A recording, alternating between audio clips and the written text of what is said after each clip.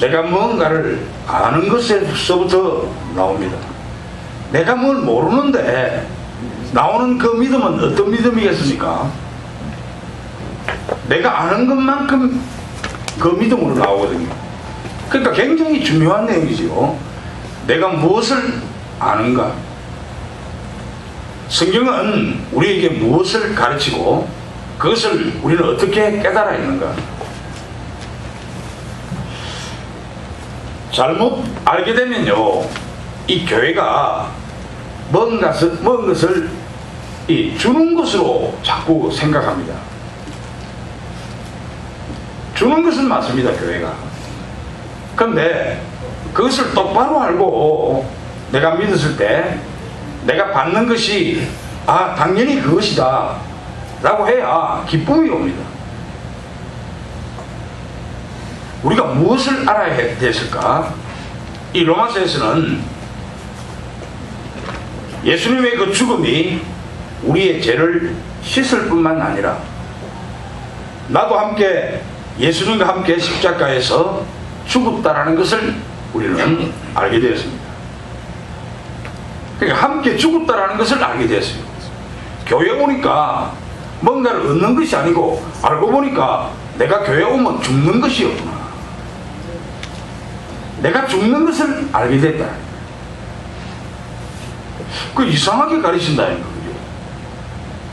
거죠. 다른 교회 가면 그런 걸 잘 안 가르치는데 우리 교회는 왜 자꾸 죽는 것을 가르칠까? 그리고 또한 예수님께서 사흘 만에 부활하셨을 때 우리도 함께 부활한 것을 아는 것입니다. 이 말은 우리가 새 생명을 얻었다는 것입니다. 이것을 내가 알아야 되는 거죠. 교회 오니까 새 생명을 얻는 곳이구나. 교회는 다른 것들을 얻는 것이 아니라 새 생명을 얻는 것이다.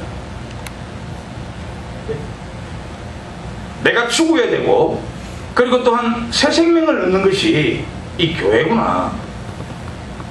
바울은 그렇게 로마 교회에게 말하고 있는 것입니다. 이것을 내가 믿게 됐다는 거죠. 그 믿고 난 이후에 이 바울이 우리에게 권하고 있는 것이 뭐냐? 의의 병기가 되자. 지금까지 우리가 불의의 병기로 살았다면 이제 이 새 생명을 얻은 우리가 의의 병기가 되자. 그래서 내가 갖고 있는 지체, 내 이 몸뚱아리 전체와 그리고 나의 주어진 시간과 에너지와 지적인 능력 그리고 기회와 관계 또 우리에게 주어진 그 모든 자원들 그리고 우리의 마음, 우리의 성격, 과거의 경험 그리고 우리에게 주신 은사 또 우리에게 태어나면서부터 받은 능력들을 하나님께 드려야 되겠다. 이것을 어떻게 구별된 것으로 오직 우리가 갖고 있는 그 모든 것들을 하나님께 드림으로 말미암아 지금까지 내가 어떻게 살아왔던 관계없이 내 모습 이대로 하나님께 드릴 때 그것이 구별된 삶. 또한 우리는 이제 영원한 종이다. 왜? 예수 그리스도의 그 피로 말미암아 우리 새 생명이 만들어졌습니다. 핏값으로 우리를 샀기 때문에 우리는 영원한 종의 모습이다.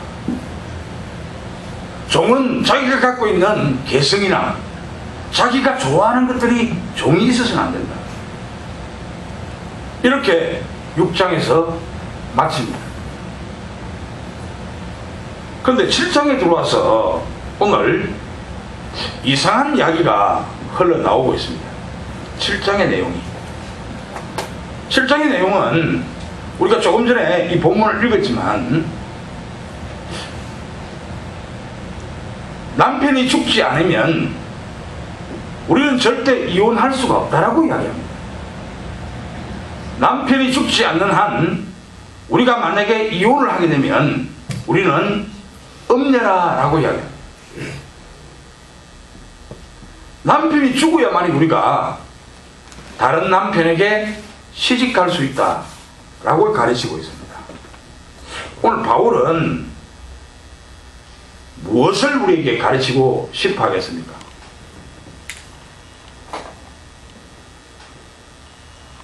이런 것들입니다. 바울이 로마서 6장을 쓰시고 이제 7장을 들어가기 전에 바울이 했던 일들이 있었습니다. 그래, 내가 의의 병기가 한번 돼봐야지. 내가 진짜 의로운 자가 한번 돼봐야 되겠다. 하나님께 기쁨이 되는, 그리고 하나님의 그 뜻을 깨달아서 내가 하나님이 원하시는 그 기쁨이 되는 삶을 내가 한번 살아봐야 되겠다 라고 바울은 도전을 했습니다. 그래서 먼저 하나님의 그 말씀을 깨우쳐야만이 내가 하나님의 뜻을 깨닫게 되고 내가 하나님을 기쁘게 할 수 있을 거야 생각하고 성경 공부를 시작하게 됩니다. 열심히 성경을 읽습니다. 그리고 성경 속에서 하나님께 기쁘게 하는 일은 예배다 해서 또 예배를 열정적으로 나와서 예배를 드리기도 합니다. 또 성경 말씀 안에 보니까 예수 그리스도를 닮아가는 삶이 되어 있는 데서 주님을 닮아가기 위해서 또한 열심히 노력합니다. 그리고 또한 섬기며 봉사도 해봅니다. 그런데 신기한 이야기죠. 무엇이 잘 안 됩니다. 해보니까 잘 안 돼요. 아니, 내가 성경 공부를 그래 많이 했는데도 돌아보니까 내 모습이 성경 공부를 별로 안 한 사람 같이 보여. 야, 이상하다. 내가 그리스도를 닮아가기 위해서 열심히 노력했는데, 그리고 섬기고 봉사했는데 왜 이렇지? 바울이 깨우칩니다. 왜 이렇지? 야, 내가 이 기도가 부족한갑다. 내가 이 기도가 부족해서 내가 하나님의 그 뜻, 하나님께서 기뻐하시는 그 일을 내가 감당하지 못하고 있구나 생각하고 또 기도를 해봅니다. 하나님의 그 갈망을 위해서 내가 그 갈망을 위한 기도를 해야지. 하나님의 그 뜻이, 하나님의 그 목적이 무엇인지 그걸 깨달아서 내가 기도해야지 하고 기도를 해보는데, 미안한 이야기지만은 기도가 마치자마자 별로 내한테 효능이 없습니다. 신기한 이야기죠. 이것은 내 깨우침도 있지만은 바울의 깨우침, 나도 마찬가지입니다. 이걸 보면서요 깜짝 놀랐어요. 이 영판 딱 낸 거라. 열심히 한다고 나는 했는데, 아니 이상하게 아니다 이 말이라. 자꾸 완전해지질 않는 거라. 알고 보니까 내가 하는 거였습니다. 오늘 그래서요 이 7장이 나오는 거라. 바울의 깨우침이 7장이 나왔는데 이 7장을 쓰면서 무엇을 보고 깨우치는가? 로마서 6장 14절을 보겠습니다. 이걸 보고 깨우치는 겁니다. 제가 너희를 주장하지 못하리니 이는 너희가 법 아래에 있지 아니하고 은혜 아래에 있습니다. 야, 이것을 바울은 깨달았는 거야. 야, 내가 이 법 아래에 있는 것이 아니고 율법 아래에 있는 것이 아니고 내가 은혜 아래에 있다는 것을 깨달는 거야. 아멘. 이것은 굉장히 중요한 깨달음입니다. 바울도 역시요 성령이 충만한 자였는데 자기가 열심히 노력해봤는데 자기도 안 되거든. 그래서 바울의 그 깨달음이 뭐냐? 우리는 은혜 아래에 있는 사람들이다. 아멘. 율법 아래에 있는 사람들이 아니고 은혜 아래에 있는 사람들이기 때문에 우리가 할 수 없다라는 것을 우리에게 가르칩니다. 아멘. 야, 진짜 바울 진짜 엄청 똑똑한 사람이었습니다. 내가 놀라울 정도로. 아니 진짜로 은혜 아래에 있지 못하면요 우리가 이 교회에 이런 말 할 필요가 없습니다. 어떻게 이야기해야 되는 줄 압니까? 우리가 바르게 살아야 됩니다. 우리가 길을 갈 때도 공자가 얘기했듯이 이제 나이가 60이 넘으면 걷는 걸음만 보더라도 사람이 존경심이 우러나올 정도로 우리가 그렇게 걸어야 됩니다. 이런 것을 가르쳐야 돼요. 완전 도덕을 가르쳐야 됩니다. 그런데 그거 가르치는 데는 천지 아닙니까? 아니 어디든지 그거 가르치면 있지요. 불교에 가도 있고 유교에 가도 있고 오히려 우리보다도 더 그런 부분에서는 아주 도덕적으로 잘 가르칩니다. 그런데 바울은 거꾸로 이야기합니다. 그 가르침이 틀렸다라고 이야기합니다. 율법 이렇게 하라 저렇게 하라 이렇게 하라 저렇게 하라는 것은 틀렸다라고 가르치고 있습니다. 그럼 어떻게? 은혜 아래에 있습니다. 오늘 이 말을 하기 위해서 바울은 오늘 이 본문을 우리에게 가르치고 있습니다. 바울이 자 7장 18절 19절을 제가 읽어드릴게요. 내 속 곧 내 육신에 선한 것이 거하지 아니하는 줄을 아노니 원함은 내게 있으나 선을 행하는 것이 없노라. 내가 원하는 바 선은 행하지 아니하고 도리어 원하지 아니하는 바 악을 행하는도다. 바울이 얼마나 선을 행하기 위해서 바르고 도덕적인 면에서 정말로 하나님 보실 때 흠이 없게끔 자기 자신을 바로 세우고 열정적으로 걸어갔지만 자기에게 나타나는 일은 악이다라고 이야기합니다. 틀림없습니다. 이 말이 너무 맞는 말이라. 열심히 해놔놓고 나는요 거기에 따른 보상이 내 마음 안에 있게 되어 있습니다. 누구든지 만약에 없다 이러면요 그 사람은 우주인입니다. 바울은 이것을 깨달았습니다. 그래서 7장을 쓰는 겁니다. 이 7장을 썼던 가장 중요한 내용은 로마서 6장 14절이었습니다. 은혜는 하나님께서 우리를 위하여 하시는 것이 은혜입니다. 그죠? 은혜라는 것은요 우리가 할 수 없는 것을 하나님이 우리에게 해주신다라는 겁니다. 그런데 율법은 뭡니까? 율법은 우리가 하나님을 위해서 하는 것입니다. 이게 율법이죠. 왜 하나님은 가인의 제사를 받지 않았습니까? 가인은요 자기가 하나님께 제사를 드린 겁니다. 율법이죠. 그런데 은혜는 뭡니까? 은혜는 하나님께서 우리를 위하여 하시는 것을 드리는 겁니다. 아멘. 이것이 아벨의 예배입니다. 그러니까 이것을 우리가 잘 모르면요 늘 하나님께 백날 드리도 하나님은 받지 않는 예배를 우리는 드리게 된다는 겁니다. 하나님께서는 보기 싫은 예배를 계속 쳐다보고 있는 거라.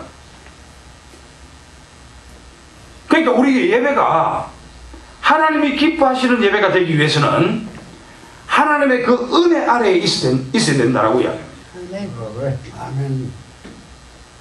하나님의 은혜가 우리가 무엇인가? 우리는요 그냥 하나님을 바라보는 것입니다. 이 말이 아주 적절한 말입니다. 뭐 어떤 사람이 이런 이야기를 했어요.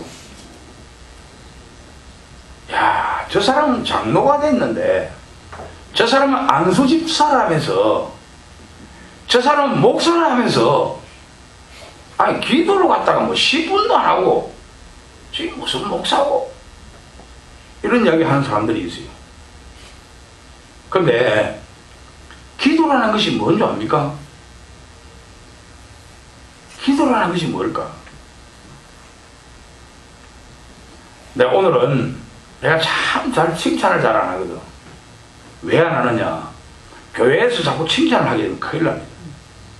그런데 오늘 그 칭찬은 그 사람을 위해서 하는 것이 아니라 기도가 그런 것이다라는 것을 가르치기 위해서 내가 말씀드리겠습니다. 우리 교회 안에는 상추, 고추 이런 것들이 많죠.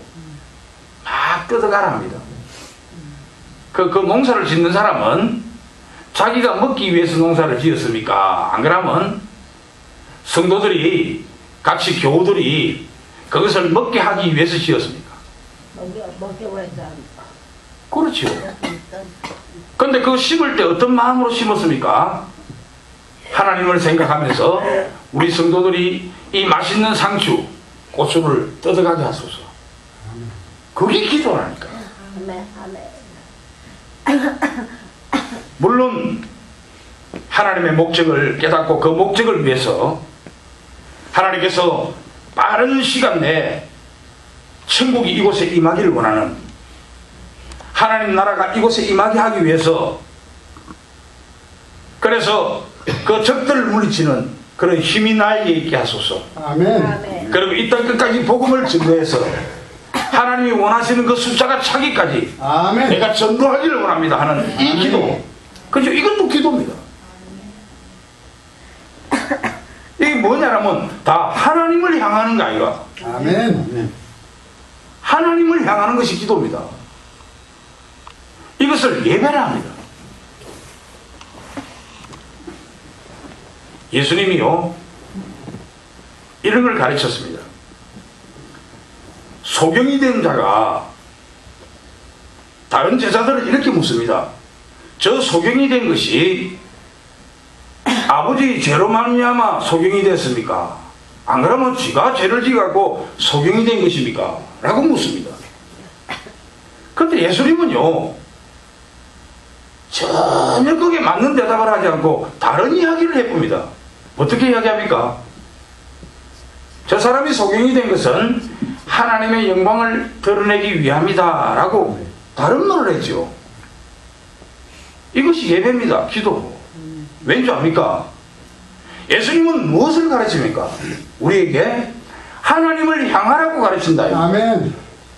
그 말 안에 하나님을 향하라, 이것이 맞다 저것이 맞다가 아니고, 그래 저 아버지가 잘못해서 소경이 된 것이 아니야 이런 말을 가르치지 않았어요.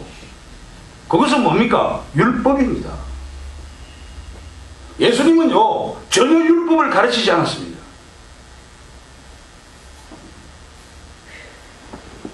니고데모가 지식에 대한 이야기를 물으러 나왔습니다. 선생이시여 라고 예수님께 나왔을 때 그 예수님은요 전혀 다른 이야기를 합니다. 지식에 대한 이야기를 묻는데 갑자기 예수님의 그 대답은 거듭남에 대한 이야기를 하고 있습니다. 너무 신기한 이야기죠, 그죠? 그 거듭남은 하나님의 생명이라고 가르칩니다. 성령의 능력이라고 가르칩니다. 하나님을 향하는 말씀을 우리에게 가르쳐주고 있습니다. 절대로 네가 그렇게 하면 안 된다, 그 지식은 틀렸다, 그 지식은 맞다 이렇게 이야기 가르치는 게 없습니다. 우리는 어떻습니까? 우리는 누가 어떻게 한다 누가 어떻게 한다라고만 이야기하죠. 그때 우리는 오늘 율법의 마침이신 이 그리스도, 그때마다 우리는 예수님만 바라보자, 아멘. 우리가 예수만 생각하자, 아멘. 이 말이 필요한 것입니다. 바울이 이 말을 우리에게 가르치고 있습니다. 바울은 무엇이 옳다 그러다보다도 바울은 그리스도를 바라보자라고 가르치고 있습니다. 아멘. 오늘 4절의 말씀이 뭡니까? 오직 예수 그리스도를 이야기하고 있는 거예요. 우리의 둘째 남편 예수 그리스도를 생각하고 바라보자라고 가르치고 있습니다. 바울은 이 7장 속에서 그가 깨달은 것이 내가 공부할 뿐인 것을 깨닫습니다. 신앙생활을 열심히 하는데 내가 공고한 것만 깨닫는다니까. 오라 나는 공고한 자라. 이 공고함이 어떤 건 줄 압니까? 우리가 지금 이 공고함에 대해서 실감이 잘 안 나죠. 바울의 그 당시 그 공고함은 사람이 도둑질을 했습니다. 그러면요, 손을 잘라서 손목에다가 붙이고 다니는 것이 죽을 때까지 법입니다. 아니, 손목을 잘라갖고 그 손목 잘린 손을 갖다가 내 팔에 붙이고 다니는데 그것을 오라 나는 공고한 자라 이렇게 이야기하고 있는 것입니다. 그러니까 이걸 어떻게 내가 이야기를 해야 야 이걸 알아들을까 이 생각이 들더라고. 엄청나게 중요한 이야기를 바울은 하는데 내가 지금 이 중요한 이야기를 내가 어떻게 해야만이 우리 같은 교우들이 이 말을 받아들일 수 있을까? 진짜 만분의 1이라도 깨달아서 공고한 자가 되지 않게끔 삶을 살아갈 수 있을까? 그 당시 오호라 나는 공고한 자라 했던 이 바울은요, 그 공고함을 그 당시 법이 도둑질한 사람은요, 이 손을 잘라서 발목에 이 손을 붙이고 죽을 때까지 다니는 것입니다. 그때 그 사람들이 하는 이야기가 나는 내 삶이 공고하다라고 이야기하고 있어요. 그 공고를 이야기합니다. 이 말은 뭡니까? 내가 선을 하려고 그렇게 노력을 했는데 선은 안 되고 전부 다 내한테서 나타나는 것은 악이다 이 말입니다. 그러니까 이 바울이 얼마나 공고하다라는 표시를 우리들에게 가르치겠습니까? 얼마나 애절한 이야기를 우리에게 하고 있는 겁니까? 바울은요, 아마 이 말을 썼을 때 너가 이것을 좀 이해를 좀 했으면 좋겠다. 너는 팔이 잘리지 않아서 잘린 그 팔을 손목에 붙이지 않기 때문에 이 공고함을 모를 수도 있다. 최소한 그러나 좀 알아달라. 네가 하지 마라. 네가 뭐든지 하려고 생각하지 마라. 그러면 문제가 온다라고 가르칩니다.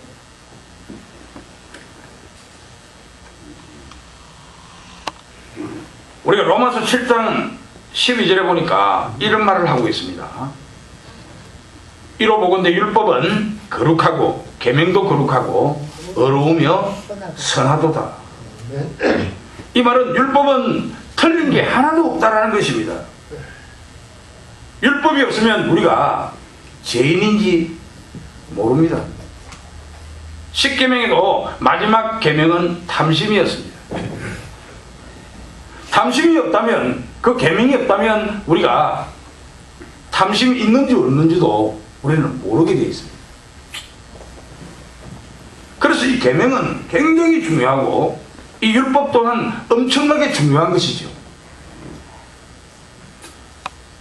7절 9절에서 어떻게 이야기합니까? 율법으로 말미암지 않고는 우리가 죄인인지 알지 못하기 때문에 이 율법을 주셨다라고 이야기합니다. 그러니까 우리가 죄인이라는 것을 알게 하기 위해서 하나님은 단지 율법을 우리에게 주신 것입니다. 로마서 6장에서는 하나님께서 어떻게 우리를 죄에서, 즉 두 가지지요. 하나는 원죄고 하나는 각종 범죄입니다.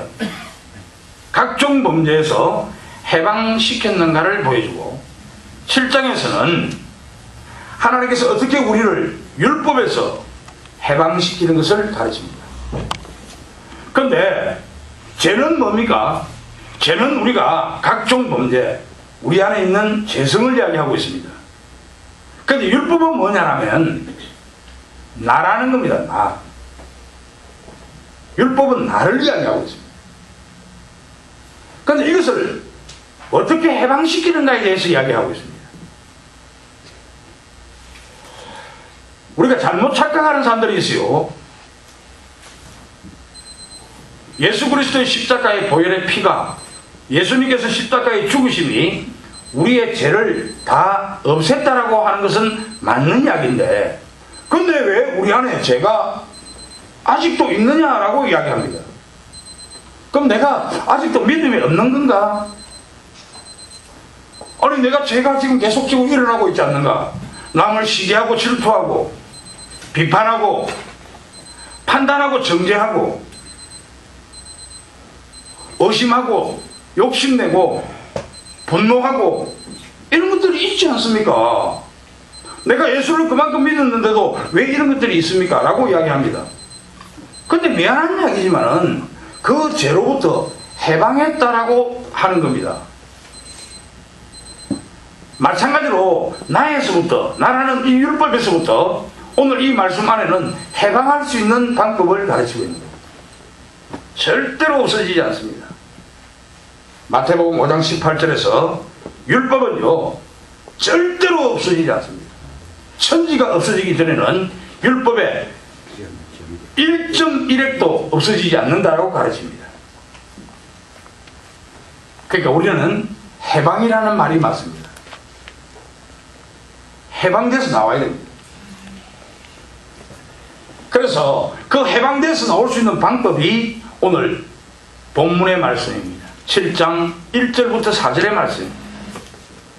두 남편과 한 아내에 대한 내용으로 율법에서 벗어날 수 있는 방법을 가르칩니다. 두 남편이죠. 하나는 율법이라는 남편과 하나는 그리스도라는 남편입니다.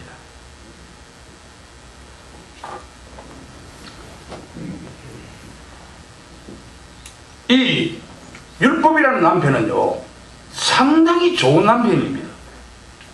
사실상 왜? 오늘 읽었지요. 12절에 이로 보건대 율법은 거룩하고 계명도 거룩하고 어려우며 선하다라고 이야기합니다. 율법이. 야 멋진 남편 아닙니까? 솔직한 이야기로 야 진짜 멋진 남편이지요. 바깥에 탁 내세우면요 우리 아버지 옛날에 동네 사람들이 다 멋있다 했습니다. 아버지가 외교관 아닙니까? 외국 사람들을 접하는 사람, 충청도 예산 사람, 또 공자왈, 맹자왈, 굉장히 바른 인격, 아들 친구들에게도 말을 높이는 인격, 그런 글이 조용한 가운데서 진짜 말도 침착한 가운데서 아주 엘리트입니다. 그런데요 우리 엄마를 보니까 깝깝해하더라고요. 왠지 압니까? 아니 엄마가 아버지처럼 살아야 됩니다. 그래야 아버지가 마음에 드는 거 아닙니까? 근데 엄마는 어떻느냐? 엄마는 경상도 합천입니다. 말도 조용하지를 못해요. 당신이 그래가 되겠습니까? 라고 이야기할 사람입니다. 치맛바람 일으키면서 아들 좋은 학교 보내려고 온갖 행위를 다 합니다. 부동산 아버지가 버려준 돈을 갖다가 부동산 투기를 해서 집을 9채 놨었어요. 율법이 봤을 때 이 마누라 이거 진짜 희한한 마누라거든. 개가 10개입니다. 언니들 모아서 매달 한 번씩 개가 10개니까 관광은 대한민국 안 간 데가 없습니다. 버스 안에서 춤을 안 추나? 아버지가 그 버스에 탈 사람도 아니지만은 만약에 같이 탔다라면요 기절 초풍했습니다.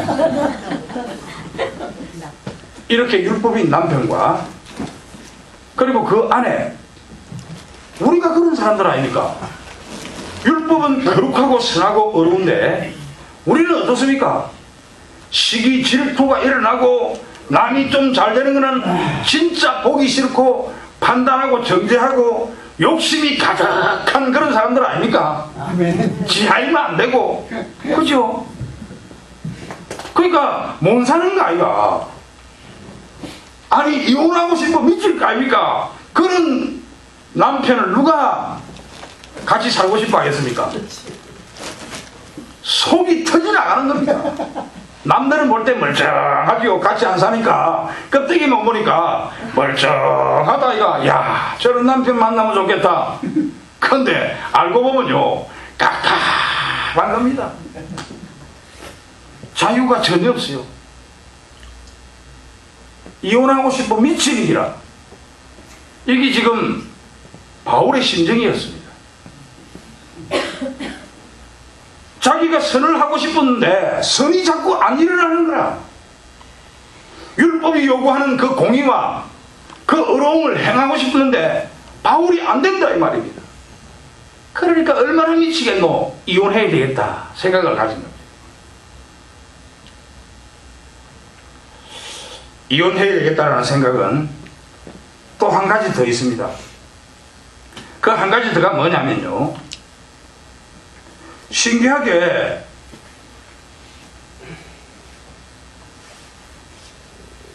첫 번째 남편이 이 율법은요, 아니 선하고 거룩하고 어렵지만 우리에게 자기처럼 살아달라고 요구만 하지 그 요구를 들어줄 수 있는 능력이 전혀 없는 게 율법입니다. 남편은 요구만 하는 기라. 오직 했으면 얼마 전에 그 이영겁니까? 저거 딸내미 해서 막 동구도 한 거 이영하기가 오직 했으면 저거 마누라가 죽겠나. 그 사람 보니까 저거 마누라 몸을 팔아서라도 돈을 갖고 와야 되고, 저거 자식이 아픈 그것을 세상에 공개해서 들어오는 돈을 가지고 자기가 써야 되고. 야, 진짜 그게 율법 아닙니까? 나쁜 쪽으로 그 이응하기인 율법이지만 어렵고 바르고 선한 쪽에 있는 이 율법은요, 우리에게 그렇게 자꾸 요구만 한다니까. 이응하기가 요구를 해서 그 아내도 자살해서 죽은 것처럼 이 율법이 우리에게 자꾸 요구만 한다니까. 자기가 요구를 하는 대신에 자기가 어떤 능력이 있어서 그 요구를 들어줄 수 있는 힘을 주든지, 그렇지 않고 계속 요구만 하니라.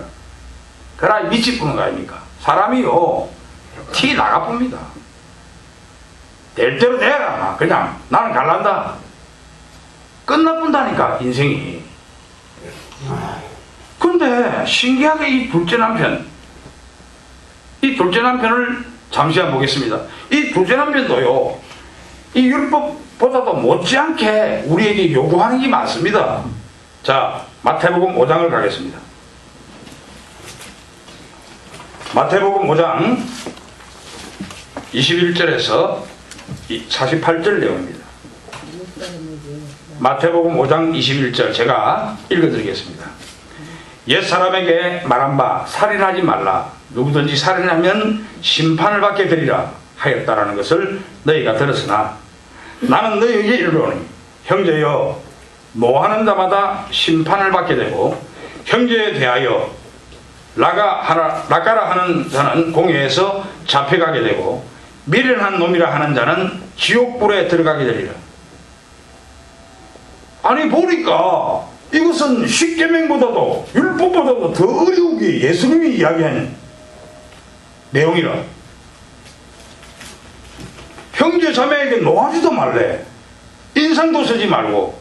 그게 살인하는 거라고 이야기합니다. 그러므로 예물을 제단에 드리다가 거기서 내 형제에게 원망을 들을 만한 일이 있는 것이 생각나거든. 예물을 제단 앞에 두고 먼저 가서 형제와 화목하고 그 후에 와서 예물을 드리라. 너를 고발하는 자와 함께 길에 있을 때 급히 사하라. 그 고발하는 자가 너를 재판관에게 내어주고 재판관이 옥내에게 내어주어 옥에 가둘까 염려하라. 진실로 내게 이르노니 내가 한 푼이라도 남김없이 다 갚기 전에는 결코 거기서 나오지 못하리라. 이야, 진짜 엄청나게 어려운 주문 아닙니까? 예수님이 우리들에게 주문하는 것은 오히려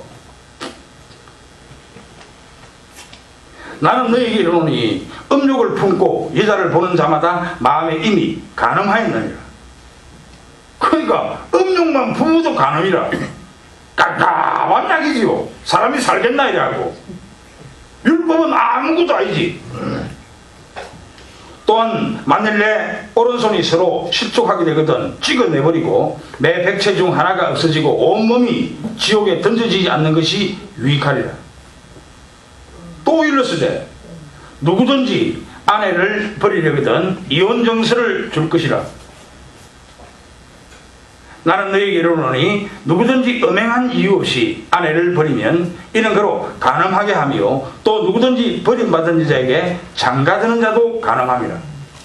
몽땅 다네.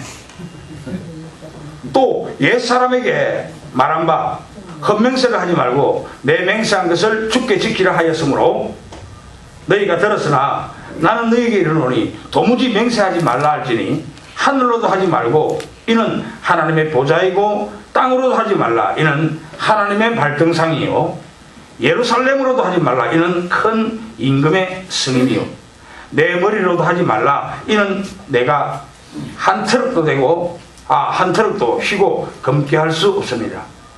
오직 너희 말은 옳다 옳다 아니다 아니라 하라.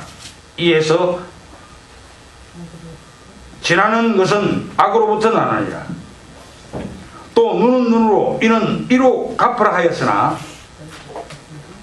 갚으라 하였다는 것을 너희가 들었으나 나는 너희에게 이르노니 악한 자를 대적하지 말라. 누구든지 내 오른팔을 치거든 왼편도 돌려대고 또 너를 고발하여 속옷을 가지고자 하는 자에게 겉옷까지 가지게 하며 또 누구든지 너로 억지로 오리를 가게 하거든 그 사람과 신의를 동행하고 내게 구하는 자에게 주며 내게 꾸고자 하는 자에게 거절하지 말라.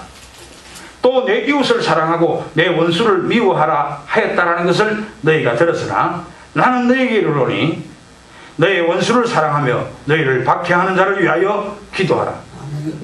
이같이 한즉 하늘에 계신 너희 아버지의 아들이 되리니 이는 하나님이 그 해를 악인과 선인에게 비추시며 비를 어려운 자와 불의한 자에게 내려주십니다. 너희가 너희를 사랑하는 자를 사랑하면 무슨 상이 있으리요? 세리도 이같이 하시느니라. 또 너희가 너희 형제에게만 무난하면 남보다 더하는 것이 무엇이냐? 이방인들도 이같이 하느니라. 그러므로 하늘에 계신 너희 아버지의 온전하신과 같이 너희도 온전하라. 야, 예수님은 우리에게 우리가 도무지 할 수 없는 율법도 할 수 없는 건데 더 할 수 없는 것을 우리에게 가르쳤습니다. 그런데 문제는 뭡니까? 은혜입니다.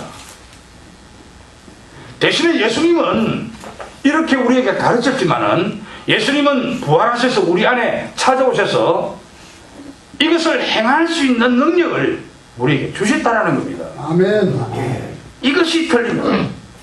그러니까 이 둘째 남편은요, 우리에게 요구하는 것은 엄청나게 많은데 율법보다도 더 강한데 실질적으로 율법은 우리가 할 수 없는 것, 요구하는 것은 많은데 우리가 할 수 없는 그 상태에 그대로 두는 것이지만 이 은혜는 우리가 도무지 할 수 없으나 우리에게 찾아오셔서 내가 대신 해주겠다라고 그 남편은 이야기합니다.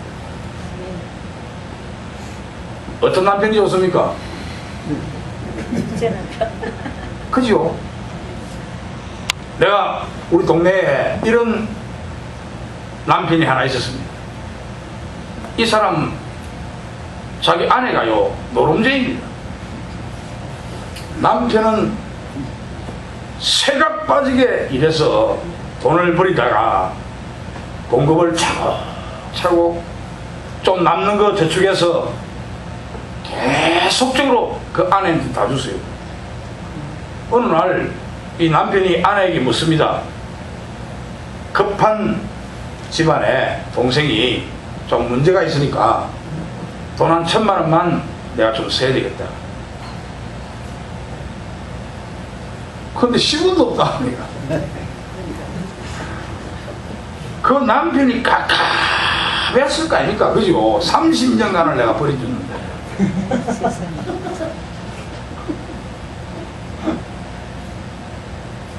그런데요, 물었습니다. 물으니까 이 아내가 뭐라고 나중에 이야기했느냐. 사실상 내가 노름에서 돈 다 내드렸다.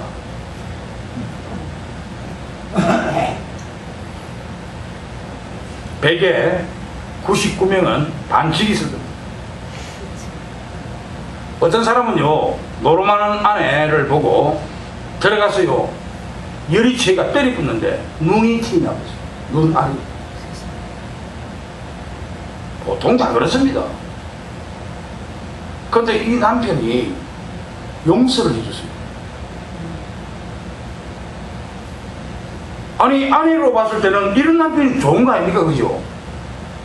아내가 아내로 봤을 때는 그게 잘못된 일이지만은 어쨌든 간에 그런 남편이 좋은 거 아닙니까? 예수님이 우리에게 이야기합니다. 너그 노름죄야 아이가, 이렇게 이야기합니다. 너그 노름죄야 아이가, 내가 준 모든 자원들을 너가 어떻게 했노 지금? 너가 너 거라 생각하고 개판 다치고 다 말아먹을까 아이가? 그런데 예수님은 우리 안에서 용서하는 거라. 그런 남편이 좋습니까? 내가 준 모든 것들을 갖다가 그래 네가 꿀떡 삼키고 LA 야스가 이 남편이 좋나 이 말입니다. 이 두 개 남편에 대한 이야기를 딱 바울이 깨닫습니다. 그리고 나서 이 바울은 네가 안 죽으면 절대로 너는 이혼할 수가 없다라는 법이 있기 때문에 네가 죽어야만이 다른데 시집갈 수 있다라고 가르칩니다. 그래서 죽는 겁니다. 그래서 나에서부터 해방되는 방법이, 율법으로부터 해방되는 방법이 바로 내가 죽고 그리스도가 되는 것입니다. 아멘. 이것을 바울은 우리에게 가르치고 있습니다. 내가 왜 로렌스 형제를 좋아하는 줄 압니까? 어저께 우리 나집사님이 오래간만에 왔어요. 아픈 몸을 이끌고 저 양주에서 지팡이를 짚고 왔습니다. 그런데 수도 없는 어떤 여러 가지 일들이 우리 삶 속에 있습니다. 그래서 나집사님에게 제가 이렇게 이야기했습니다. 조그마한 일에서부터 큰 일에 이르기까지 목사한테 묻지 말고 예수님한테 물으세요. 이것이 뭐냐? 이것이 바로 로렌스 형제가 그리스도의 삶을 살아내는 방법이다라고 우리에게 가르칩니다. 내가 새롭게 장가든 새롭게 시집간 곳이 그리스도면 이제 그 그리스도에게 우리가 할 수 없는 능력을 그 그리스도가 하시니까 그 그리스도에게 묻는 것이다라고 이야기합니다. 아멘. 예수님한테 이야기해야 됩니다. 예수님한테 이야기하면요 기적이 일어납니다. 아멘. 우리 저번 주 공부 뭐 했습니까? 여호와의 일해. 여호와의 일해는 뭔데요? 하나님께서 우리에게 준비하신 것입니다. 준비한 것을 어떻게 우리가 봤습니까? 내가 그리스도를 찾지 않는데 준비된 것은 전혀 안 나옵니다. 바울이 이야기했듯이 악만 나오는 겁니다. 오호라 나는 공고한 자라. 악만 나오는 겁니다. 악만. 계속적으로 내가 선한 일을 하고 싶은데도 이상하게 악만 나오는 겁니다.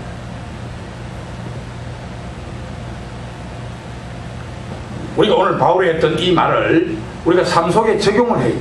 아멘. 삶 속에 적용을 하려면 어떻게 하는 것이 적용입니까? 적용은 두 가지가 있습니다. 하나는 소극적인 적용과 하나는 적극적인 적용이 있습니다.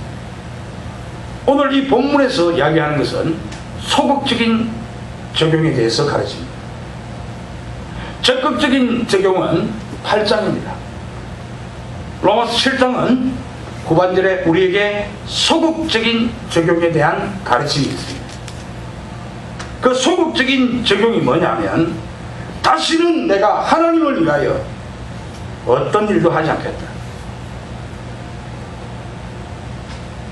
무슨 이단 같은 소리 하고 있는 일합니다. 사람들이. 아니 바울이 그렇다 하니까 바울이 내가 선을 원하나 나에게 선은 나타나지 아니하고 악만 나타난다고 이야기한다니까. 근데 내가 뭐를 하려고 자꾸 합니까? 소극적인 면에서 나는 할 수 없다라고 생각해야 돼요. 아멘. 이제 나는 하나님을 위하여 무엇을 하지 않고 내가 하나님을 위하여 기쁘게 할 수 있는 그 모든 것들을 갖다가 이제 나는 끝내야 되겠다. 끝내야 됩니다. 뭘 하겠다 끝내야 돼요. 내가 하나님을 기쁘시게 하려고 할 때 즉시 내 자신이 율법 아래에 있다는 것을 알게 됩니다. 누구나 다 똑같습니다. 그거는 뭐 저 사람은 뭐 틀리겠지. 좋아하고 있네. 똑같아요. 그것은 그겁니다. 어떤 사람은 말로 표현하는 사람이 있고 어떤 사람은요 속으로 표현하는 사람이 있습니다. 속으로 표현하는 사람은 안 그런 것입니까? 똑같습니다. 자로 딱 재보면요 똑같아요. 하나님 보실 때는 똑같은 겁니다.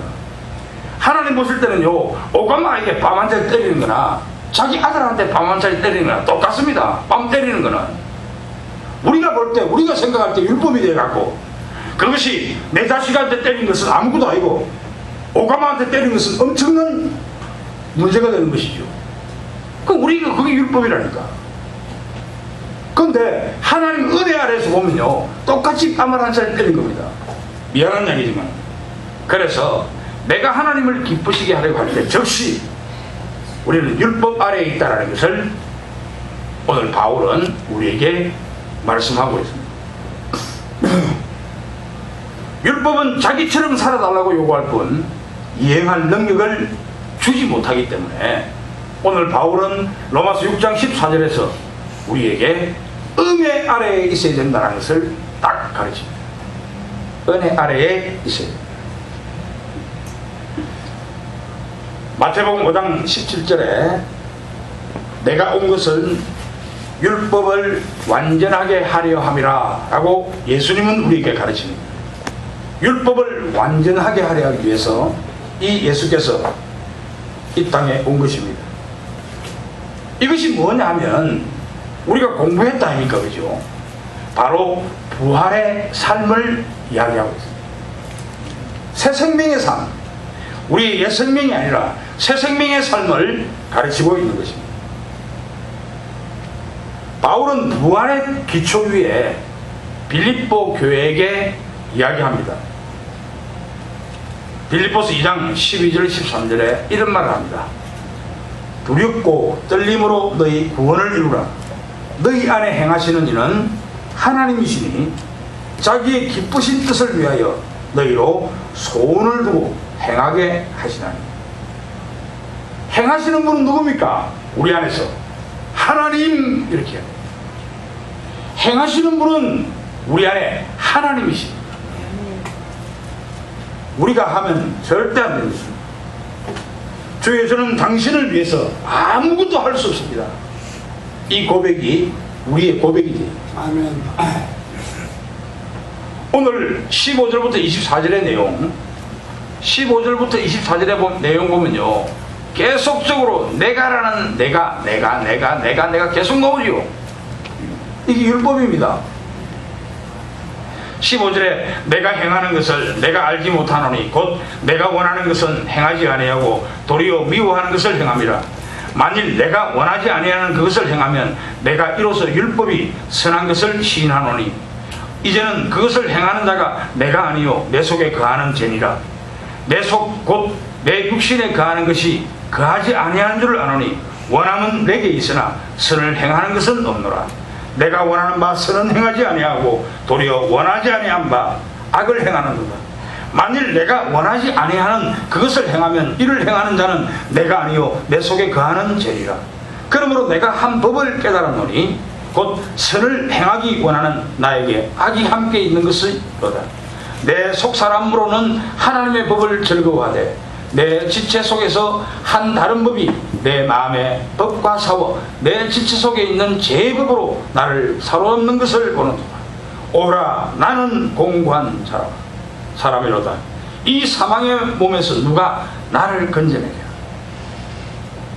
계속적으로 나 이게 율법이라고 가르치고 있습니다.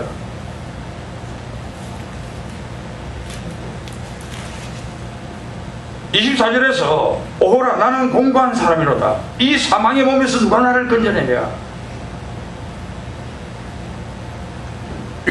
자, 하나님이 가장 좋아하는 음성이 뭔지 압니까? 바로 이 대목입니다. 하나님 앞에 우리가 오라 나는 공고한 자라,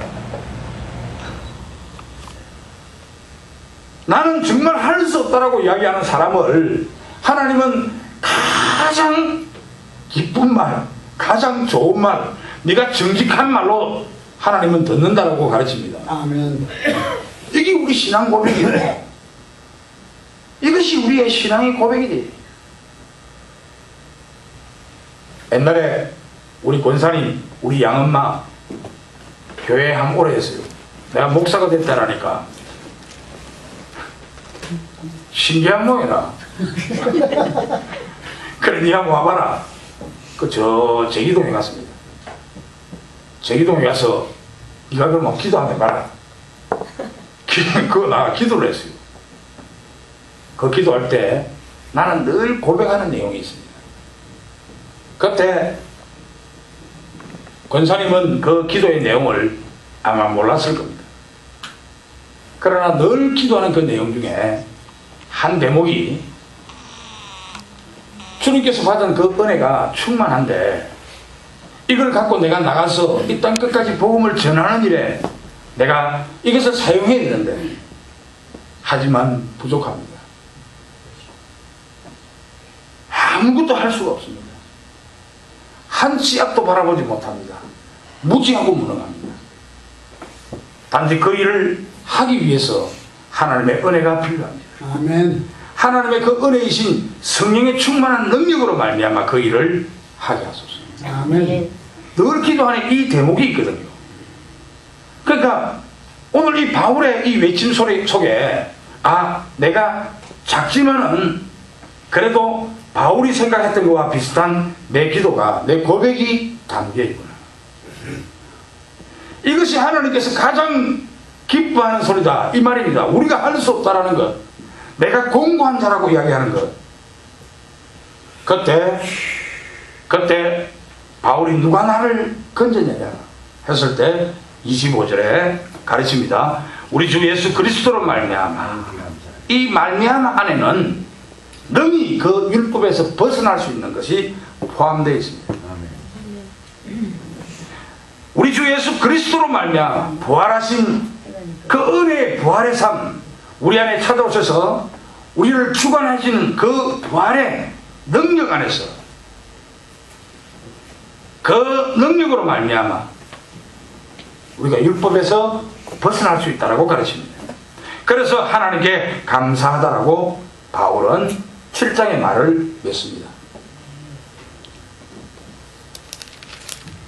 아시지? 오늘 이 말 아멘. 조금만 내가 섞었습니다. 하도 딱딱한데 사실 아멘. 아멘. 세상 말을 잘 안 섞어야 되는데 아멘. 이 세상 말을 섞으면요, 조금 듣기는 조금 좋은 거고 피로가 조금 풀리는 것 같아도 악이 바로 틈타입니다. 그래서 잘 안 하는 겁니다. 딱딱해도. 내가 세상을 좀 안 살았겠습니까? 그죠? 한 40가지 정도 사업을 하다 보니까 이 말 저 말 내가 할 수 없는 말이 왜 없겠습니까? 있지. 재밌게 할 수도 있고. 근데 될 수 있으면 안 섞어야 되는 이유가, 하나님께서는요, 이 바다하고 우리에게 축복할 때 왜 우리에게 모래와 같아라고 했는지 압니까? 오설교입니다. 왜 우리를 티끌같이 이야기하는 줄 압니까? 바다는 세상을 이야기했고, 바다는 세상을 이야기하는 그거와 완전 구별할 수 있고 구분되는 것이 모래입니다. 그래서 세상의 가치를 섞어서 이야기하면 교회가요, 들을 때는 조금 좋은데 듣고 난 이후에